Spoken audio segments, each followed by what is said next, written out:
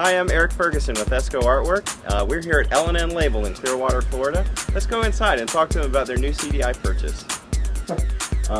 Gene, could you introduce yourself and kind of give us a history of L&N Label? My name is Gene Mallows, and I've been with L&N Label Company about 6 years now. Before that, I did a lot of work up in the Northeast.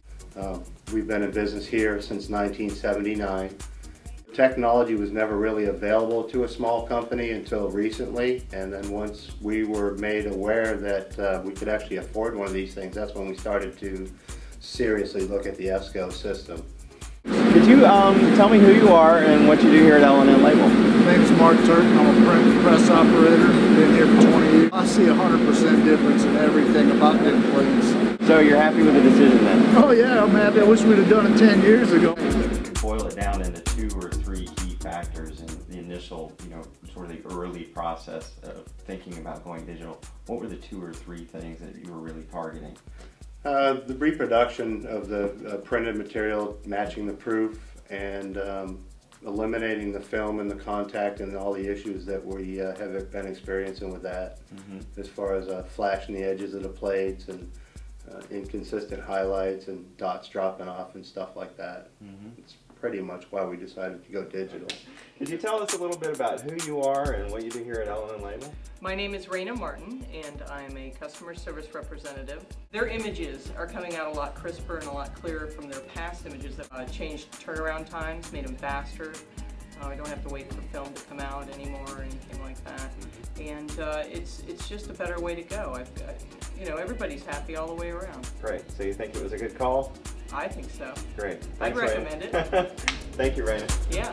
So after you heard of this Esko artwork initially, what did you find more information about? Well, the information that we found actually came through a plate supplier that we use, Anderson and Vreeland, and the sales guy there was actually who started to really put the heat under our feet as far as you guys really need to look at an Esko, now's the time. And I've done a lot of dealings with Anderson and Vreeland over the years and had very good luck. So we felt quite comfortable once he started selling it to us and explaining it to us and talking about how it could improve our workflow and stuff. We felt quite comfortable that if he was on board with it, he certainly always had our back, and we could certainly, trust what he was telling us to move forward, into an Esko unit. So looking back on that, you'd say that partnership was pretty important for your decision-making process? I don't think we'd be sitting here today if it wasn't for that partnership. Fantastic. So, hey, sorry to interrupt your day. I know that you're having a busy time, in the middle of the work week here. But could you tell us who you are and what you do at L&N Label? My name's Dan. I'm the production manager here. I basically run our production board, which controls what all the presses are going to be printing today. So I know you guys just recently bought an Esko CDI, and so you made the leap from going from analog to a digital workflow. Has that changed any of your life as a scheduler? Oh, quite a bit. We get the jobs out much faster now. So you think it's a little bit easier for you? Oh, yes. Fantastic. Thanks for your time. Oh, thank you. Financially, what were the business reasons, I guess, for you to, that really pushed you over the edge? That said, we're going to commit ourselves to do this, we're going to go ahead and buy the unit? The time was right, and we put it ahead of some other things as far as equipment purchases and stuff like that go. It helped streamline the workflow and to offer the customer something that we knew we could reproduce jobs time and time again. Quite honestly, I was shocked the install took us less than 1 day to do. Good. Could you tell us a little bit about who you are, what you do here at L&N? I'm John Brand. I've been here with L&N for about 9 years. I'm currently running the graphics department. So you were here throughout the installation, but also obviously much longer before that. So you lived a life before digital, and now you're living a life after digital, right? Yeah, I've actually been through a couple installs of different RIP systems and film systems, image setters.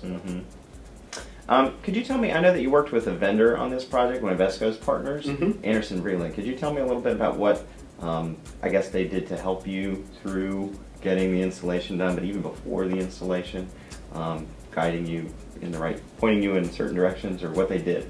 Yeah, well, they did a lot for us. They really kind of guided us into which machine we wanted to get. They gave us a lot of input on how it was going to change our workflow, what we should be looking for, how to set up our existing RIP to work with it right away, and so there really wasn't any downtime. It was pretty easy transition once we got it hooked up.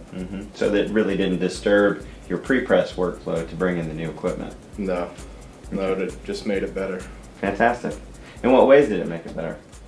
Well, we print a lot cleaner. It's a much finer dot. We can produce proofs that we can actually hand to the customer, and I know at the end of the press it's going to look the same way, instead of saying, well, it's going to get a little darker in this spot and a little muddy in this spot, but you know, it's all about the accuracy. Very easy to use, very easy to set all the images up on it and make plates. I think I pretty much showed everybody in the back there how to use it, and it's just easy drag and drop deal. It's much easier than setting film on a plate. So on the floor, do you think the guys are happy with this decision? Absolutely. Great. So once you turned the switch and you moved away, I guess, both physically and figuratively from film, that you just turned the switch. It was just done. It was that over. Easy? We really waited for the implementation the following week and the training, but we really thought that we could have run the machine right after it was installed. When they came in to do the training on the machine, we output a couple of fingerprint plates and processed them the very first day, and then once they were dried, we light finished them, put them on the press, printed, measured our dot gain, fed the numbers back into the device, and we're actually running live jobs on the second day of the install by lunchtime, which is quite impressive. Yeah, I think so too. Since that point in time, we've really never looked backwards again.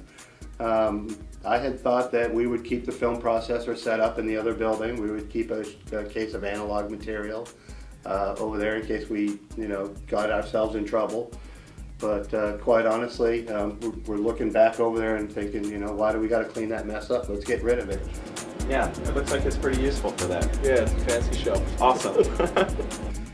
So now we've made the decision to completely separate ourselves from the old way of doing things and continue to move forward with the digital.